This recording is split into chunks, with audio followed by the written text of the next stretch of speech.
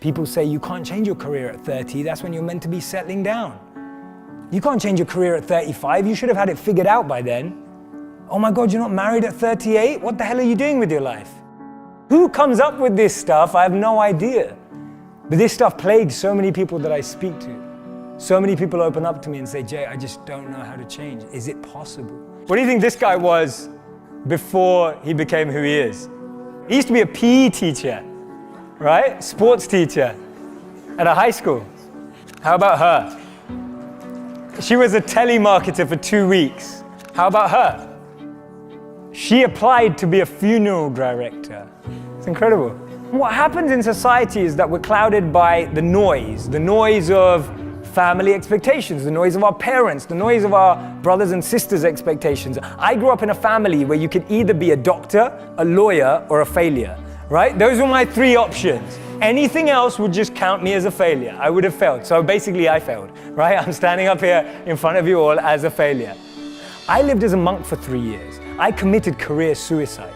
I turned down 2 amazing corporate job offers when I graduated from business school. I shaved my hair, I wore robes, and lived out of a gym locker for 3 years. And I did that because I thought I was going to do something meaningful, help impact the world. And it was one of the best experiences of my life. But more than becoming a monk, what that trained me to do was drop out with the rules. People told me, if you come back in 3 years, you'll never get a job.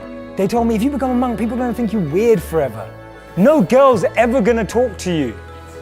People told me, they were like, well, when you come back to real life, like, will you even be able to talk English? Like, people were just really weirded out. I'm just like, okay, I think monks speak English.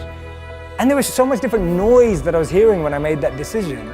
And the funny thing is, from having not been a monk for 4 years now, I'm in one of the most incredible periods of my life that I could ever have asked for. And so much of that is based on the fact that I decided to do something different.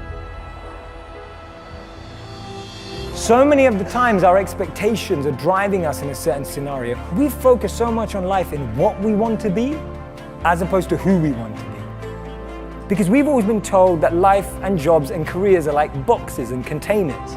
There's only a finite number of options. There is no formula, there is no pattern. If you know what you're passionate about, if you know what you're good at, and you invest in that. People say follow your passions, I say forget that, invest in your passions. If you're passionate about something, go and become the best at it. Go and do a course on it. Go and learn from the best. Go and find a mentor who's going to make you incredible at that trait. Not only will you be criticized and grow, you'll be able to find new things about yourself that you never knew. Don't trade who you are for who you think the world needs, because the world needs you to be you, and I mean that.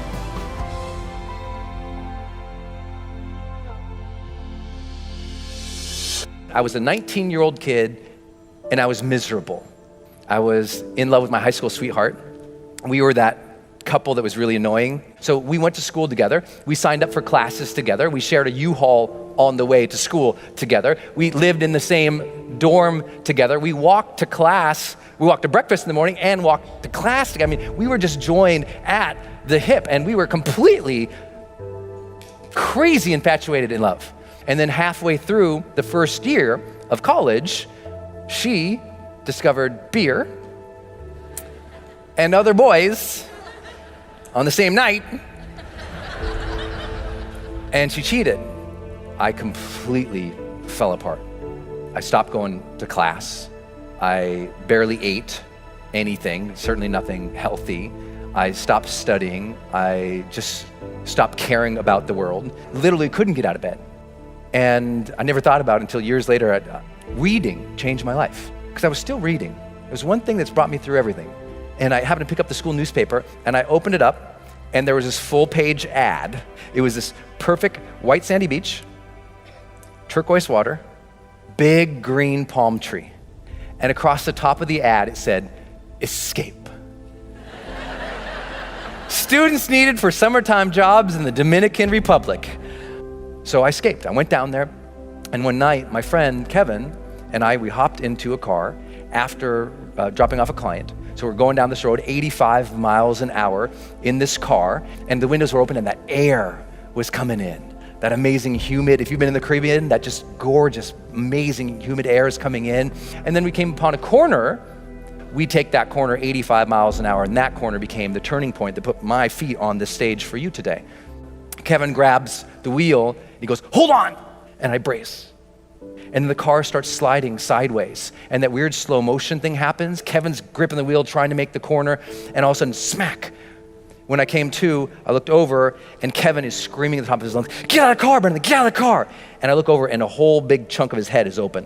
So I pull myself out of the windshield of this car, and he's screaming over here, and I stand up eventually on the hood of the car, and I look, and I notice all this blood on me, and I remember just looking down, and that slow motion thing's happening. I just thought, did I even matter? And I start seeing all these images of my life when I'm surrounded by people that I care for. There's a cake in front of me. Here's my friends singing. My mom leading them in that goofy song. There's my sister, just swinging and smiling right next to me. And it makes you wonder, did I love? Did I love openly and honestly and completely? Or did I hold back because that one time I got hurt?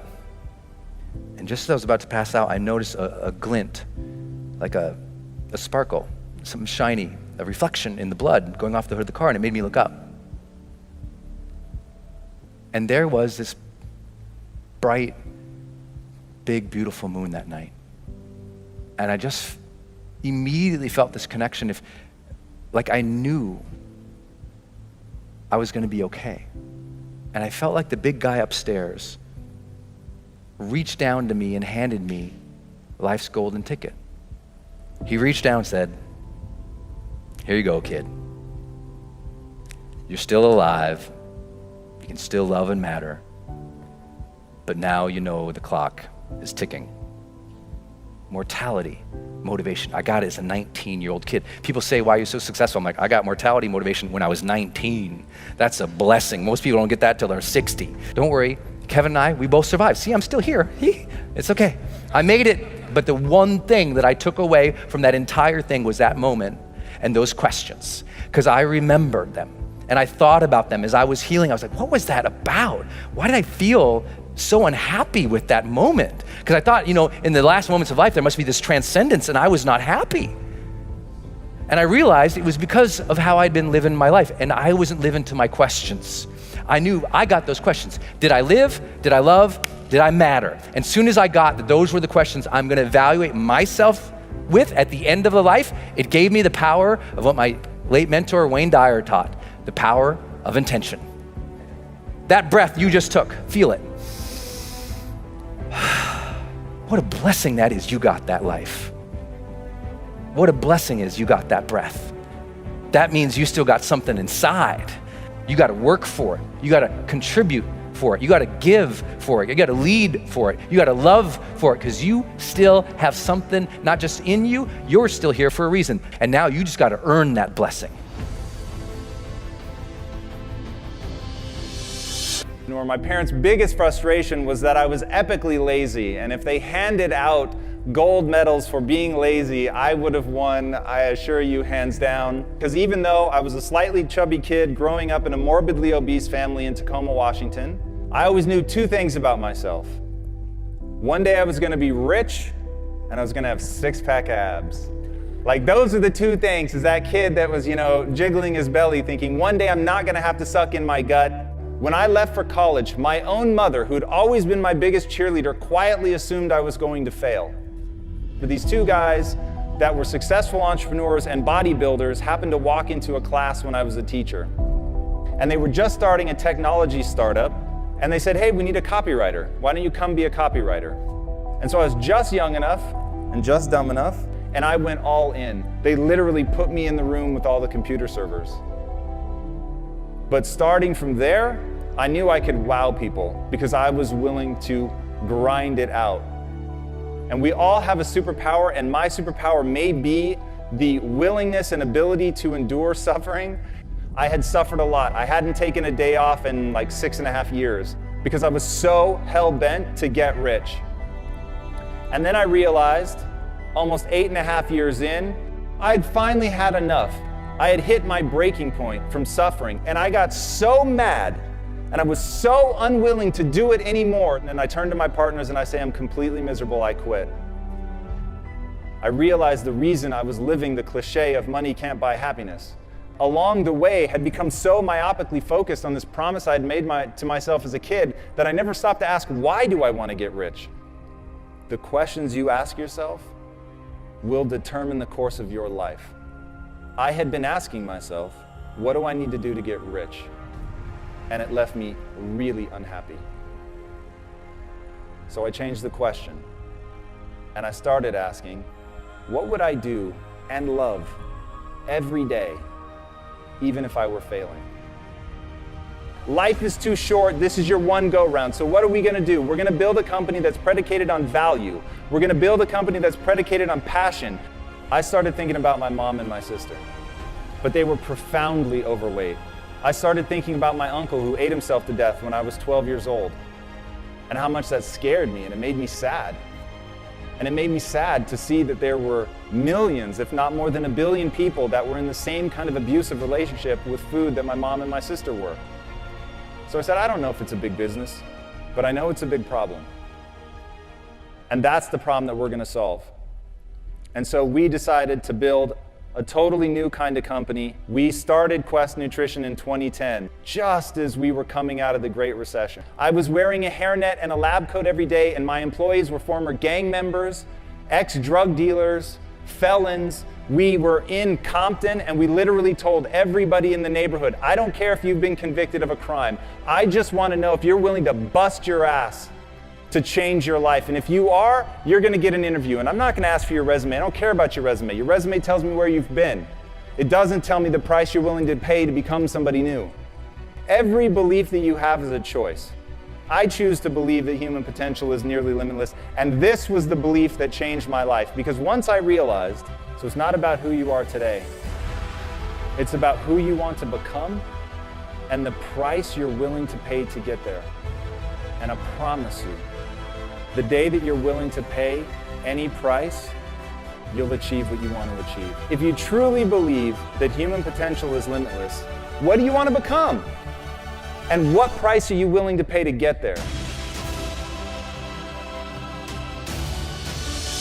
Gives you better sex, increases your good cholesterol, gives you more friends, gives you more meaning, engagement, life satisfaction, and happiness. If you have a purpose-driven life, it adds years to your life. You live longer. Let me share 2 stories with you. Story number 1, we're interviewing one of those school teachers. She says, the first year I taught was heaven. The second year I taught was hell.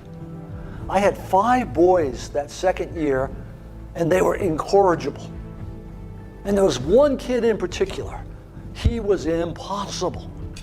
One day, this kid's in the doorway of the classroom, and he's kicking and moving his arms and making noises, and I lost it. She said, I'm ashamed to say these words. But I walked towards that kid with the intention of kicking him. Thank heavens he got up and ran away. I kept walking. I went to the principal's office. I said, this is it. It's him or me. And the principal took the kid out. She said, I felt terrible. So I went to 2 of my colleagues and poured my heart out. And they said to me, you are not the key to every door. And as she said those words, she burst into tears in the interview. And we waited a long time. And then she looked up and said, I hated that. Those words, you can't be the key to every door. She said, so I decided to become the key to every door. Instead of pushing disruptive kids away, I began to seek them out. I began to bring them into my world. I read every book I could find. I kept notes. I ran experiments. I kept notes on the experiments. And then she kind of pulled herself up and said, today, I am the key to every door. When there's a disruptive, troubled kid in the school, they say, give her to Miss So-and-so. She seems to know what to do with them. That's a profoundly important story. It's a story of transformative learning. When I have a higher purpose, I find the energy and the courage to go outside my comfort zone. Now, the second story is a lot closer to home. I once had a daughter. She was single. She was living in Washington, D.C. She had reached that point in life where she said, there's not a good man left on the earth. And then she found one, and she got really excited. Relationship grew. And then one day our phone rang. She's talking to her mother, and I know what's going on.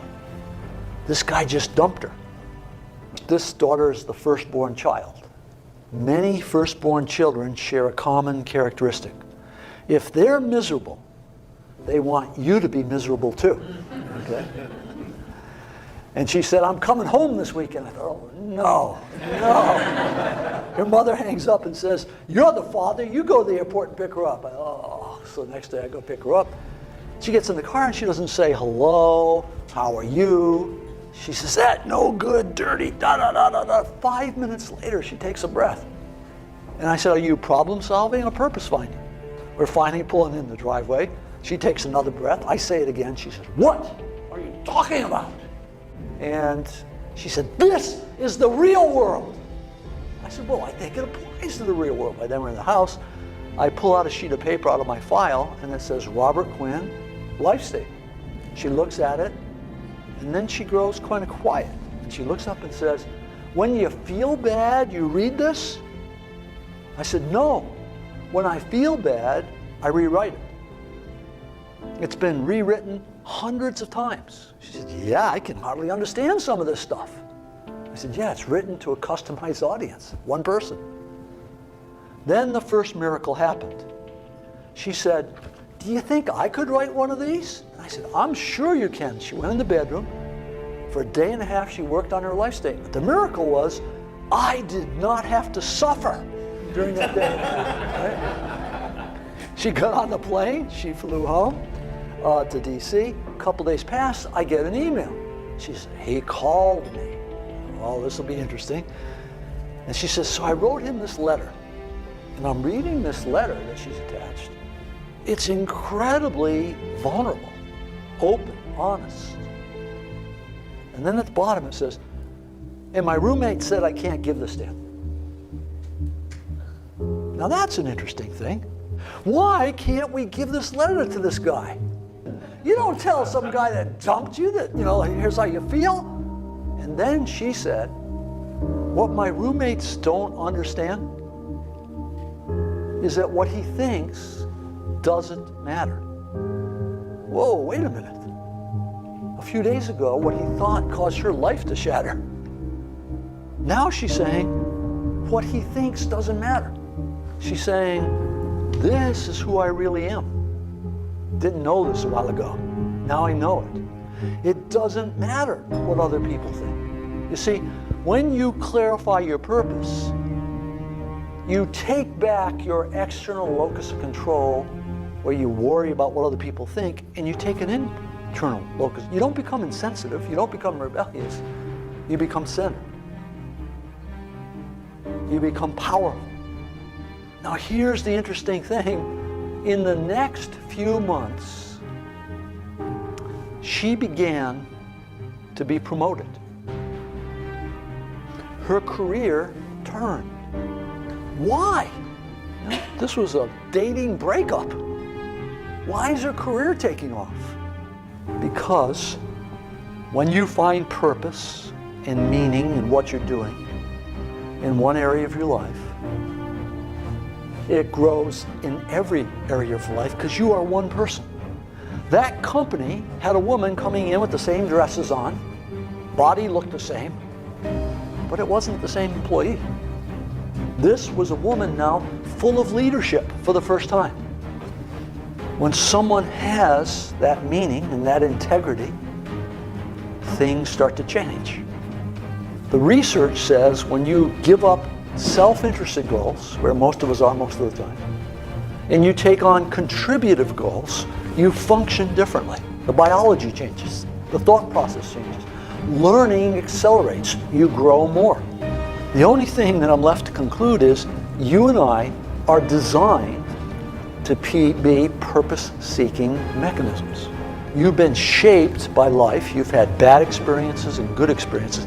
And both the bad experiences and the good experiences are there to teach you something about you. And if you look very carefully at those, You can determine what your purpose is. Every person in this room can clarify the purpose of their life, become the key to every door.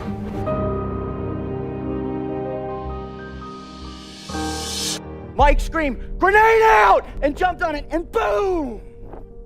2 snipers were providing overwatch for the other platoon that were trying to maneuver. And unbeknownst to Mike and those guys, an insurgent had seen where they were firing, had snuck up next to the side of that building, pulled out a hand grenade, pulled it, and threw it up, and that thing came right up, boom, and hit Mike on the chest. Petty Officer Mike Mansour took the entirety of that blast in his face and his chest. He lasted for another 35 minutes before he passed away on the medevac bird out. The kicker to this story is there was a stairwell right next to Mike, right next to him. And all he had to do was jump down that stairwell to save his own life, but he didn't. He turned and jumped on the grenade, sacrificing himself so his 2 brothers could both go home and hug their wives, kiss their children, and fight another day. I want you to think to yourself, what would you do? For 70 years, United States Navy SEAL team, we've been pushing the envelope. We've been setting the bar. We've been setting the standard for what the team life is and how you should live. Are you really committed to yourself physically? Because we all know when the going gets tough, the more in shape, the more focused you are on what you eat and what you consume, the better you are. I spent 15 months in the frigid waters of the Pacific Ocean, to the mountains of Afghanistan on 7 different occasions, and to the shores of Haiti doing missionary work with my church. And what I've learned in this incredible journey are a few undeniable truths about what enables us to succeed. Now, truth number 1 is you got fear in your heart always, and you can't defeat it. Everybody's like, well, that's a bummer. The problem is, ladies and gentlemen, is you're wired for fear, right? It's part of our lives. We have it in what we do for a living, right? You talk about fear in your lives and your personal lives with your family. Folks, we've got fear, period. So what you have to learn to do is embrace it. Truth 1. The second one is self-confidence is huge. It's important, and you gotta forge it every single day. The third one is you gotta live with purpose. If you don't have purpose in your life, you don't have momentum. You don't have anything driving you forward, anything pulling you out of bed every single day. And the last one, and the one I learned that left an indelible mark, not only in my heart, but in my soul, on those beaches across the street over there, is nobody does it alone. There's not a single person in this whole room right now that can raise their hand and say, you know what, Rod, I've done it by myself. Not a single person out there has helped me, not a one. We all need help. So as a result of that, you have to recognize that you have to live what I call a team. You have to be 100% focused that everything you think about, everything you do is with someone else, is with a team. Amen, right?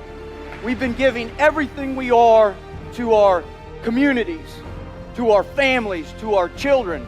But more importantly, we're willing to give everything we are and potentially everything we will ever be for the man that's next to it. This is the team life. This is what my mission here is today, is to help you understand this standard, to help you redefine your understanding of what that mission might look like for you. Are you working on it? Are you working on it right now? Did you work on it today? Are you going to go work on it tonight? Because I tell you, with those 3 things, you're on the road to commitment. I've worked with every kind of person there is on this planet. We all bleed red. What I care about is there's something that gets you out of bed every morning. There's something that you have faith in that's bigger than yourself. There's something that you're willing to sacrifice for another human being. That's powerful.